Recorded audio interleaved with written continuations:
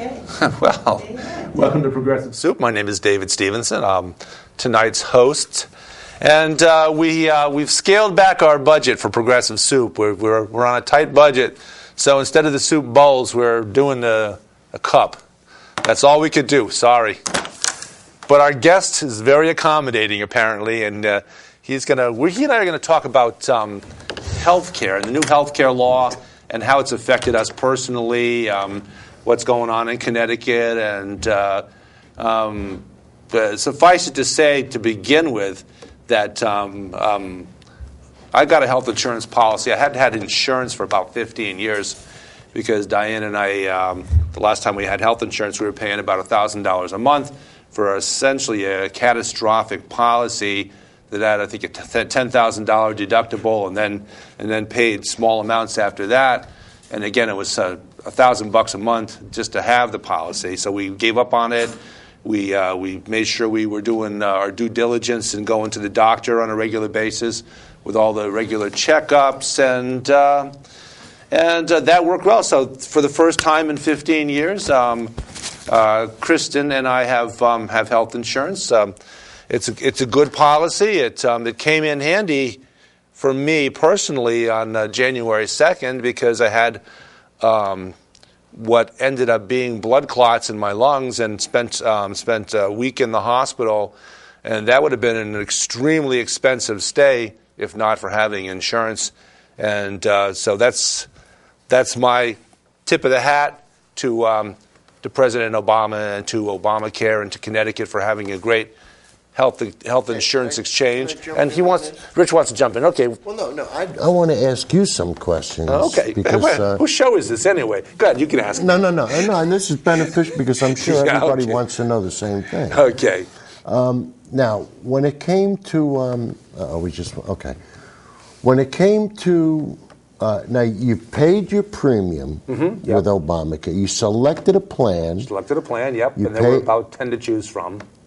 Okay, and you selected whichever you felt most comfortable with. The one right? that was actually lower in price than per month than the policy which I had 15 years ago, which was essentially just a catastrophic fallback plan with a $10,000 deductible. Do you remember the name of that company? The one I had 15 years ago? Was it like Golden Rule, or was it? All I know is that the salesman that came to our house, the policy was emanated out of, I believe, Texas, was where the company was, and the representative was a local representative. But like I say, we did some shopping, and that's the best we could do at the time, and with a $10,000 deductible and $12,000 a year in premiums, we wouldn't even start to catch up until $22,000 illness. So it was really, in fact, just a fallback plan. Now, what's your deductible now? Because this is something that I'm not sure of, and what's your deductible now? And does that like if you watch Fox News? Oh, well, they're leading, and we do. No, but they're leading sake. you to believe that before anything happens, like an operation, you've got to pay the deductible first. Well, you always are on the hook for the deductible, and it runs about $3,000 a year, and picks up pretty much everything after that. It's there's a small percentage copay. But again, compared to what I had 15 years ago, as a much younger man, it's a fabulous policy. So right now, your deductible is maxed out at $3,000. Yep. But when you went into the hospital, did they? Do they want the $3,000 up front? Of course not. They didn't want. They can't. Okay. They can't ask you for money up front in the hospital. Okay, they'll get it. Oh no, okay. But they'll get it after the fact. See, I'm sure this is what people really want to know. Because the thing is, if you watch Fox News, they're telling you, well, you're going to have to pay the $3,000 first. And people are going to go, wait a minute, I can't afford. And then I was speaking with my wife, and she said, she goes, no, Rich, you're supposed to pay it first. And I said, honey, what happens if you're in a car accident and they wheel you into the emergency? They're not going to say, can you pay the deductible first? Yeah. I said, But nobody hammered you for the deductible. No. Now, excuse me, it's been over a month, right? Correct. Okay, now have you gotten an invoice from them or? Oh, yeah, I got that on the way out the door. Oh, serious? Oh, yeah. So they handed you a bill? Oh, yeah. But it was a bill for the week's stay. And how much was it a day? I didn't even look at the bill because what I knew was that I was responsible for the deductible and the copay. So you knew that it was going to cost you $3,000 one way or the other? Let's say a week in Danbury Hospital. I don't know. Maybe the audience would have some inkling of that, but I would say about $50,000 for a week in the hospital. It's a huge amount of money. $50,000? It's a huge amount of money to go to the hospital and spend a week there. Wow. It's a huge amount. I'm going to estimate $50,000. Well, you know what? I'm going to find out. Well, not that. I'm sure eventually I will find out. But I had some issues as well, and I was under the impression that I had GERD, gastroesophageal reflux disease. I've heard of acid reflux disease. Okay. Well, it's a little bit different form, and so it had gotten to the point when I'm working where it would get so bad I'd have to stop. And I mean, just sit down and just take it easy. And it was really... So finally I said to my wife, I said, maybe I need stronger medicine. And she says, Rich, we have the health care now. Yeah. And I can't believe how... I'm going to say cheap our policy is. I'm not going to tell you how much it is, but it's cheap. Yeah. And when I, like you, when I used to, we used to have, before ObamaCare, my wife's insurance was with Blue Cross Blue Shield, but she was working in New York. Yeah. And so they wanted us to switch over to Cobra, which would have been $2,300 a month. It's crazy. Cobra is very expensive. I know that for a fact from about 30 years ago when I left one job and went on Cobra. It was a huge amount of money. But getting back to what I wanted to say, so when I was, through my company, when I was paying for insurance, which was about 7 years ago, that was when we canceled. We went over to a different company. Yeah. I was paying. They were just going to up me to about $900 a month. So here's the way I look at it. If I was paying $900 a month back then, in a little bit more than 3 months, I've already met the deductible. Yeah. For the year. So I mean, it's one way or the other. You're going to pay one way or the other. But it just seems to me that, with ObamaCare, and like my wife was so happy because she went in for the chest x-ray. Good, yeah. And she had the pap smear. That's the stuff that's most important about about this new health care, is that it focuses on preventative medicine. You get your doctor's visits, you get the tests to find out in advance, so you catch things in early stages rather than the way it's been in America for a long time for people that were uninsured, is that they'd put it off and put it off and put it off. And frankly, with my blood clots in my lungs, I sat quietly for a few days until after the first of the year when I had insurance, because I knew something was wrong, but I was biding my time till my health insurance policy kicked in. Did they find out what caused the? No. It just happens sometimes. Blood clots in the lungs. I have none of the ancillary issues that would lead to that. I don't smoke. I don't drink. I don't do anything that would normally lead to that. But it happened. Now I want to digress a little bit away from our personal experience and talk about American health care in general. And the problem with American health care, as most everyone knows, for years and years now, has been that it focuses on repairing you rather than preventative medicine. And Americans pay, on average, more than double what they pay for the cost of procedures in the United States are more than double for the same procedure, more than double what they are in any of the other countries. The countries that, as we all know, have what the opponents of Obamacare called socialized medicine. Can I just throw something in? As opposed to our antisocial medicine that we apparently had. Just a quick fact. Yeah. When the hospitals had to announce their rates. Mm-hmm. That's recent. Yeah. Yep. Okay. That's part of the Affordable Care Act.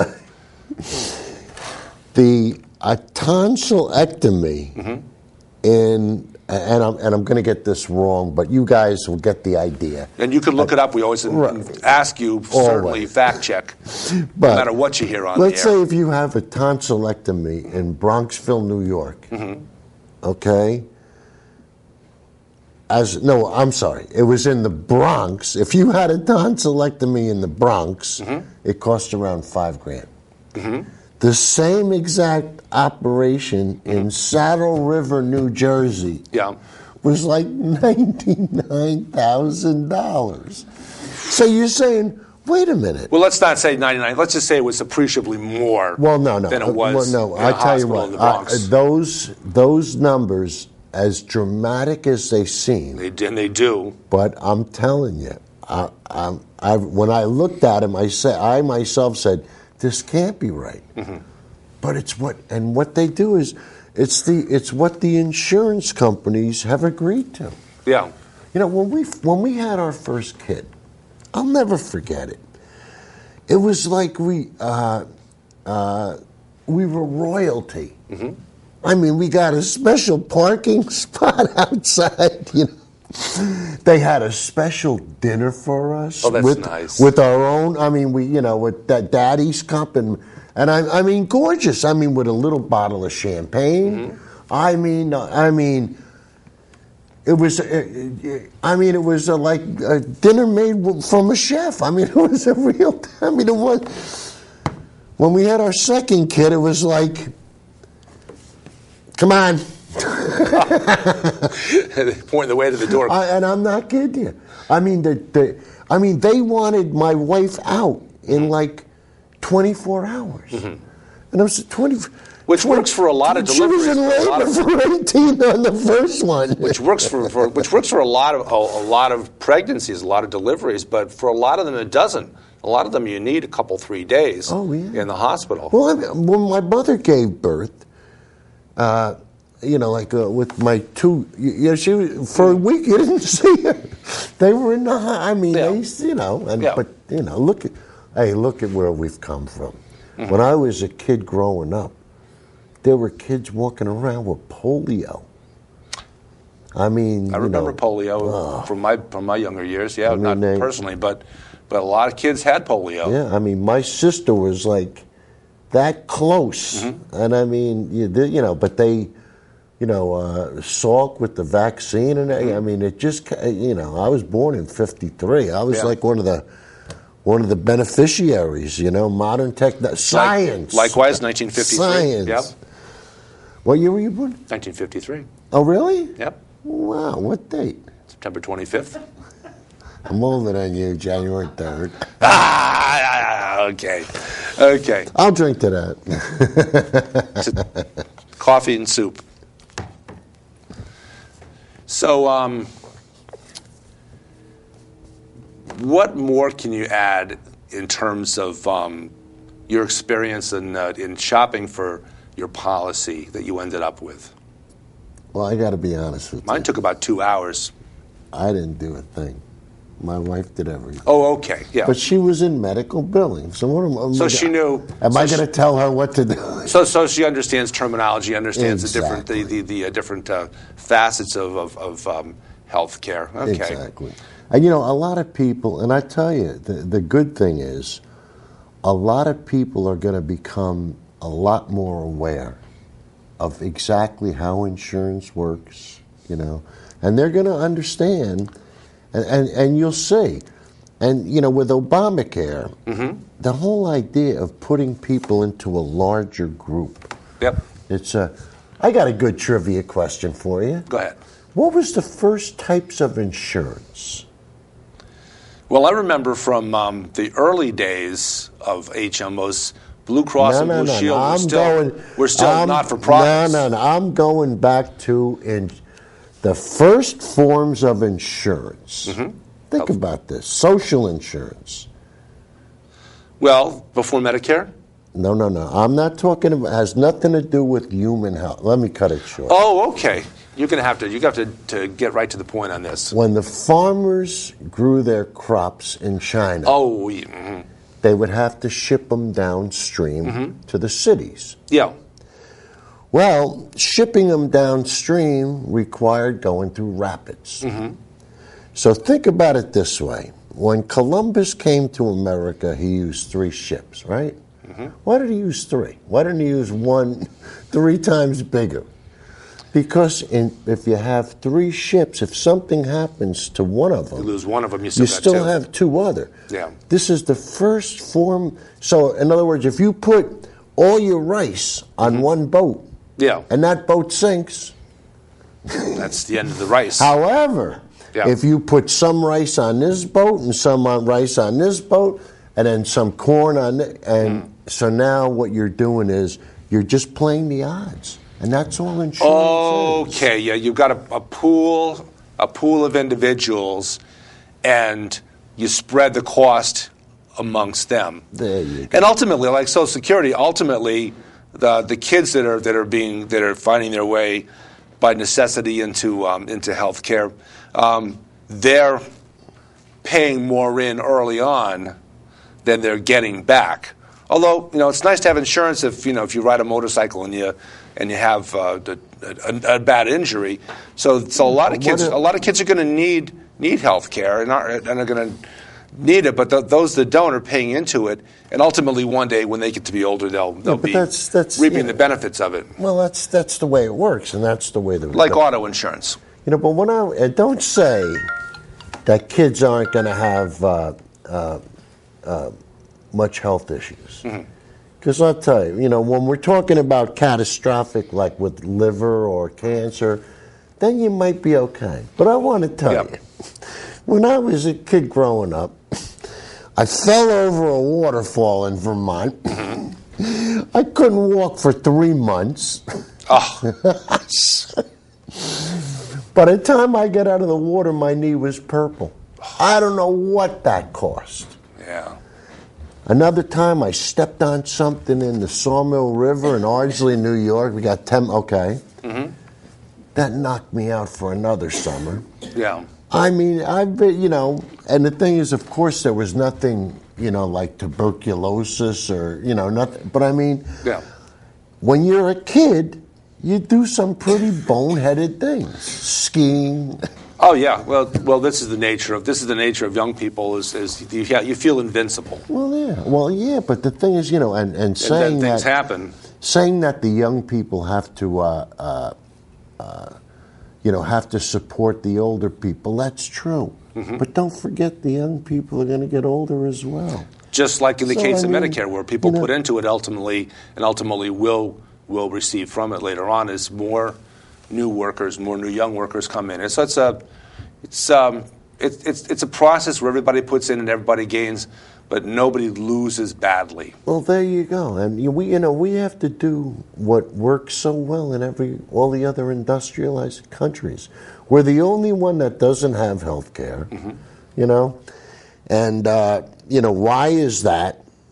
The reason is simple, because you've got some very rich people in this country that realize that if we have national health care, they're gonna have to pay more.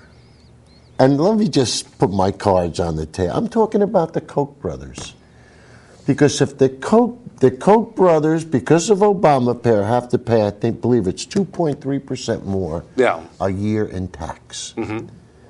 Well, I want to tell you. Doesn't matter the fact that they've got more money than they could ever spend. Imagine they're probably whining about that too, aren't they? Well, of course, because the thing is, nobody's going to tell them what to do, and that's why they buy all these the politicians. You know, the other day I was listening to, is it Teresa Blackburn from, she's a Republican, talking about climate change.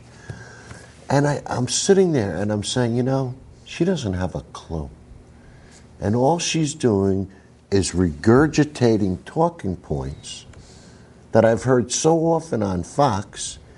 And when I say to people, get specific and tell me where you're getting your information from, they don't know what to say. They're at a loss. Take them off task, and they have no. And they can't ad lib it because it's not ad lib. Marsha Blackburn from, I think she's from Tennessee. Tennessee. Yes. Yeah. Well, let's quickly take a quick moment to talk about advertising, because in fact, Republicans, as it turns out, are more inclined to be saleable. You can market to them better because they'll take opinion as fact. If you code it well enough, they'll take it as fact. And this lends itself to your notion about them getting a set of talking points and then just yakking it and regurgitating and copying it to make their point. There's been a commercial that was put out by Americans for Prosperity, the Koch brothers funded organization. Yep, they fund that. The main focus of that. I have my book over there, but I wrote it down this morning. This girl's name is Emily, and I forget her last name. She is the one that comes on and she says, I have lupus. Obamacare is killing me. Not the lupus. No, not the Obamacare, and the president lied to us. He told us something that wasn't true, and it was exaggerated claims. Wait. Yeah, all she wanted to do was to put the knife in and twist it. And I'm saying to myself, I would love to see. So, of course, I wrote down her name, which is in my book. Yeah. And I didn't have time to Google it. But I want to find out what state she's from. And I want to Google her name.